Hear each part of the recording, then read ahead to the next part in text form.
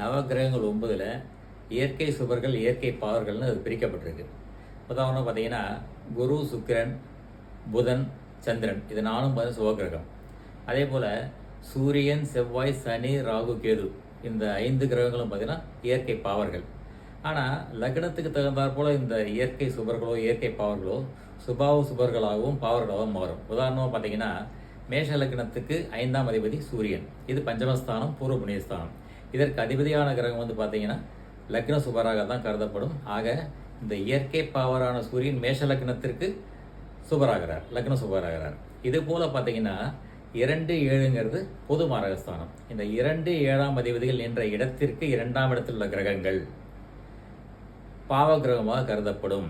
அந்த கிரகங்களின் தசை நடக்கும் பொழுது பார்த்தீங்கன்னா ஜாதகருக்கு துன்பங்களும் நஷ்டங்களும் கஷ்டங்களும் ஏற்படும். இதை எதுக்கு சொல்லுவோன்னு கேட்டிங்கன்னா, ஒரு கிரகம் வந்து சுபகிரகமாக இருக்குது, இயற்கை சுபராக இருக்குது, லக்ன சுபராகவும் இருக்குது, நமக்கு நல்லதாக நடக்கும்னு நினச்சிட்டு இருப்போம் அந்த தசையில். ஆனால் பார்த்தீங்கன்னா அந்த கிரகம் 2ஆம் அதிபதியோ அல்ல 7ஆம் அதிபதி என்ற இடத்திற்கு 2ஆம் இடத்தில் அமர்ந்திருந்தால் அந்த கிரகம் கண்டிப்பாக கஷ்டங்களையும் நஷ்டங்களையும் ஜாதகருக்கு துன்பங்களையும் தான் தரும். அதனால் நம்ம வந்து பார்த்து கேர்ஃபுல்லாக அடிகளை எடுத்து வைக்க வேண்டும்.